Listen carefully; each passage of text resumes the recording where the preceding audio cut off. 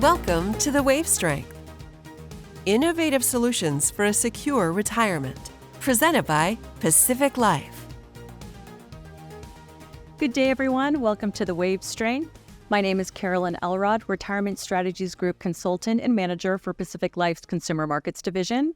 I'm joined here today by Ruth Schau from Pacific Life and the one and only Mary Beth Franklin. So before we jump into our topic, let's do some introductions. Ruth, if you'd like to start. Sure. My name is Ruth Schau, as mentioned. I'm an actuary, and I'm a senior director with DC Lifetime Income at Pacific Life. Very excited about this topic, so I'm going to turn it over to Mary Beth because we don't want to waste too much time on me. So Mary Beth, if you can just tell us what your journey was like from journalist to CFP to Social Security expert. I am a Social Security geek. You know, it's a 10-step program, I understand. I have been a journalist for more than 40 years, always writing about money, usually based in Washington, D.C., covering a lot of the politics that led to legislation like Social Security reform. When I was the retirement editor at Kiplinger's magazine, I would often interview financial planners as a way of getting the names and stories of their clients so I could write about them, to personalize these personal finance stories. And along the way, I noticed that the certified financial planners were really pretty smart. And I thought, I bet I could do that. So at the ripe old age of, I started the CFP program and actually passed the exams in 2013 and eventually was able to use the CFP credentials in 2015. And I have used it as my mission to educate not just consumers and financial advisors about the very important role that Social Security plays in overall retirement income, but the importance of financial planning as a key structure of our life. People often wait until it's too late, not realizing that the sooner you start, the better off you're going to be. Financial professionals can help you at every aspect, whether you're getting married, buying a home, having children, trying to send them to college, or plan for your own retirement. You've got questions, they've got answers.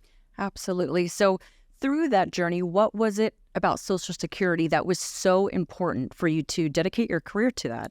Well, first of all, as a very young reporter in the 80s, I covered the Social Security reforms in 1983. So I saw the sausage being made.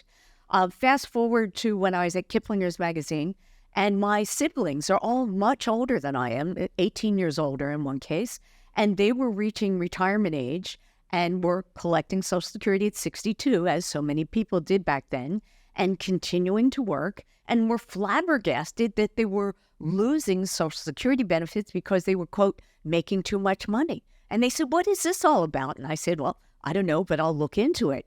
And I found someone at the Social Security Administration in Baltimore that taught me everything that no one had ever written about, these secret strategies of how to maximize your Social Security benefit. So I thought, well, let me share this with my readers at Kiplinger's. And I wrote a cover story in 2008, 4 secret ways of how to maximize your Social Security benefits. Well, back then it was a very dedicated magazine staff. And the rule was, if you got a question from a reader, stop what you're doing and answer their question.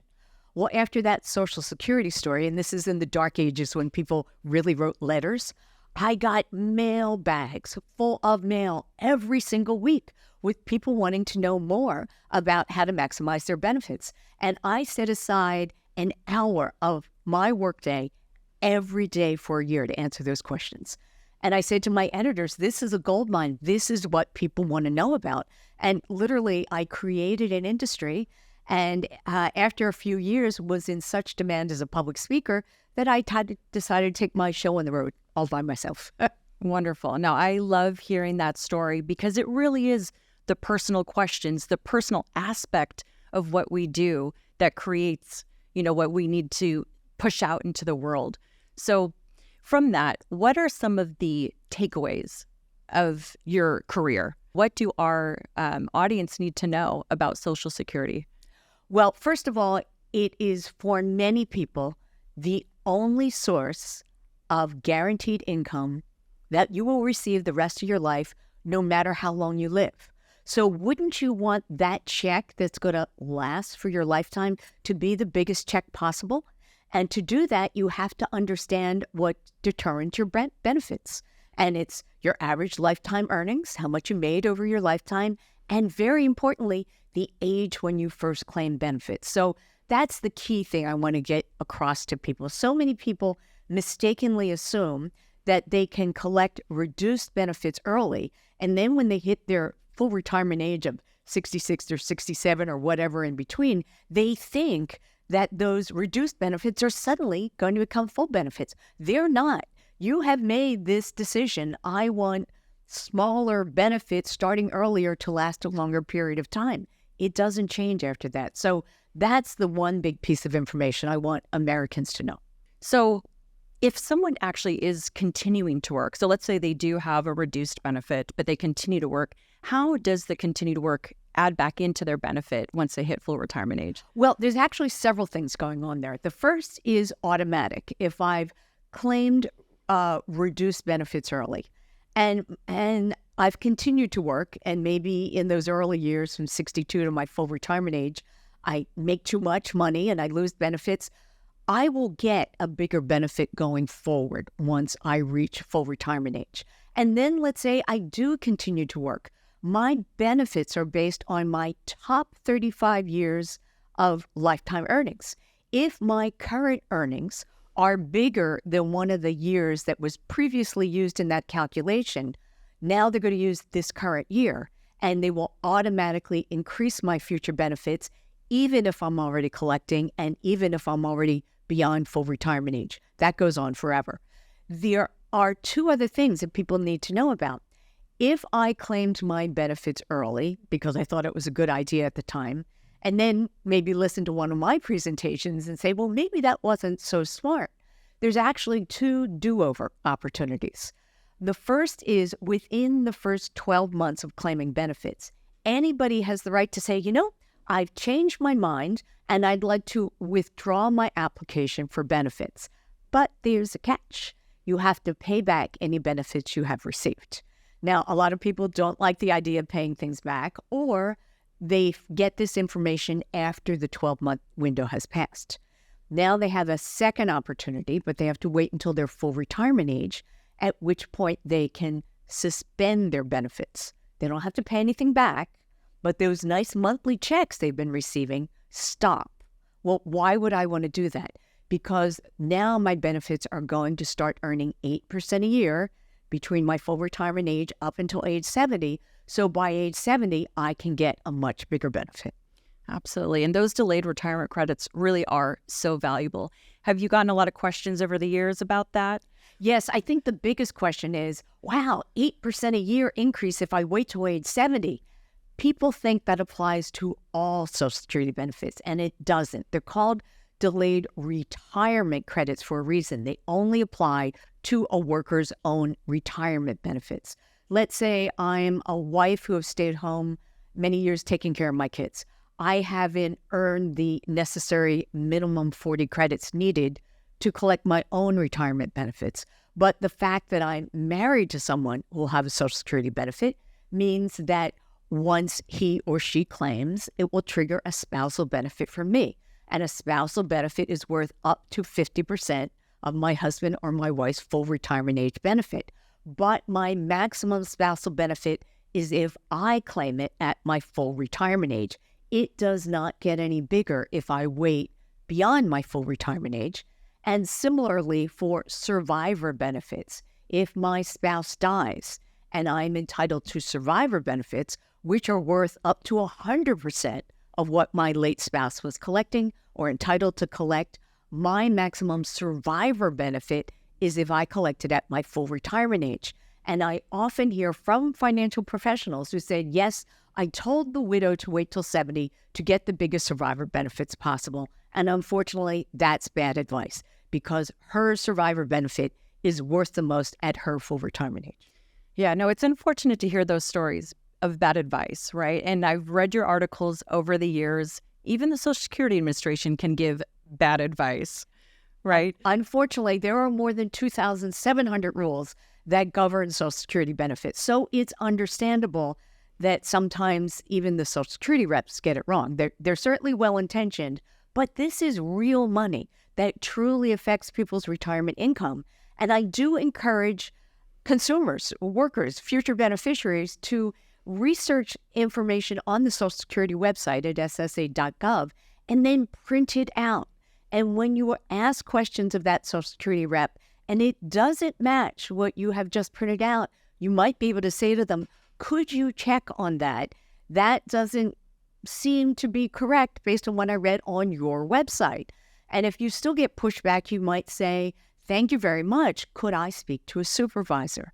My goal is you're always polite, but be persistent and take names. You write down the date you spoke to someone, what their name is, how long you spoke to them, a callback number if possible, and the basic summary of your conversation, because you really have to push sometime to get the benefits you deserve. Yeah, no, that's really great advice. Are there any other resources that our audience needs to know about should they run into an issue?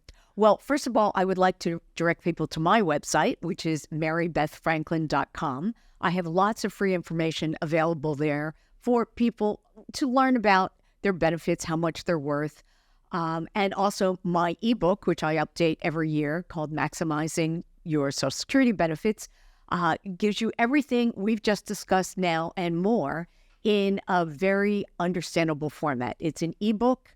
You can print it out and read it as many times as you want and highlight it.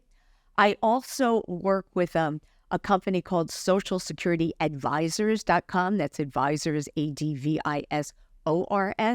And I send my tough cases to them, people that have applied for benefits or found out that maybe they didn't get the benefit they should have, they had questions.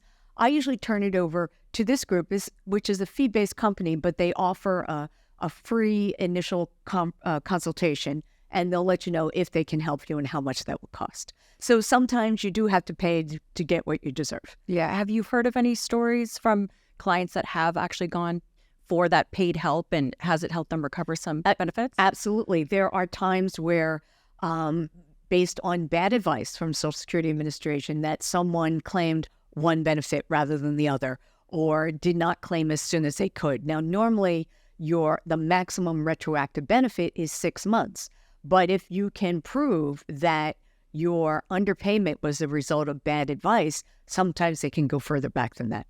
Okay. So they'll eat the crow then. Yeah. Okay. Good. So I always learn best from people's mistakes. So for instance, my dad made one big mistake. I mean, besides starting early at 62, he also one day decided he wanted a new checking account and just closed the other checking account, didn't think about having overlapping time to get the Social Security check moved over. So I think, okay, that's something someday I will never do, because we learned from that mistake. But are there other mistakes maybe you can share where, people, that are listening in can learn from? In a similar situation, now, we talk about Social Security checks, but in reality, they are generally direct deposits now. The idea of sending you a check is being phased out and only applies to some people. And here is a situation where it was a husband and wife. The husband had the bigger benefit, and it was being directly deposited into his account. And when he died, she immediately closed that account, and then that messed up the processing of the survivor benefit for her. So you need to give things some breathing room to let administrative tasks take some time. Absolutely. So are there some other mistakes besides starting early again? Now we've got, watch your checking account and think about the timing of changes or closures. What else might be some things to watch out for? I think people need to be aware of the rules, particularly divorced spouses. Many divorced spouses do not realize that they may be entitled to a benefit based on their ex-husband or wife's earnings record. But the first key is you must have been married at least 10 years. You're one day short of that. You are not an eligible ex-spouse. In addition, you must be divorced and currently single to be able to collect on your ex. That's important for people to realize, because only if your benefit is a spouse, and remember, a spousal benefit is worth up to 50% of your mate or ex-mate's full retirement age benefit. If that is larger, then your own retirement benefit, you will get the larger of the two amounts. But you have to make sure you're abiding by all the other rules. Well, thank you for that, Mary Beth. This has been such great information. So thank you so much for your time today. Ruth, thank you so much for joining us as well. And thank you all at home for watching another episode of The Wave Strength. Make sure to like and subscribe, and we'll catch you next time.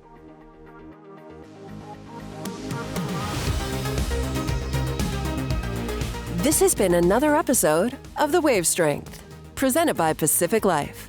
Don't forget to catch us on YouTube and make sure to subscribe. Although this podcast is presented by Pacific Life, the opinions and views expressed are those of the hosts and participants and do not necessarily reflect Pacific Life's views on any of the topics discussed. Unless otherwise noted, Pacific Life is unaffiliated with any other individual or company mentioned. Pacific Life is a product provider. It is not a fiduciary and therefore does not give advice or make recommendations regarding insurance or investment products. Pacific Life, its affiliates, its distributors, and respective representatives do not provide any employer-sponsored qualified plan administrative services or impartial advice about investments and do not act in a fiduciary capacity for any plan. Pacific Life refers to Pacific Life Insurance Company and its subsidiary, Pacific Life and Annuity Company. Insurance products can be issued in all states except New York by Pacific Life Insurance Company and in all states by Pacific Life and Annuity Company. Product availability and features may vary by state. Each insurance company is solely responsible for the financial obligations accruing under the products it issues. This podcast was recorded on August 24th, 2023.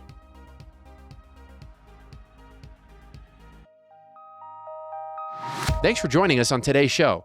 We'd love to hear from you. Join the conversation below and leave a comment on your thoughts on what the industry can do better for participants as it pertains to lifetime income solutions.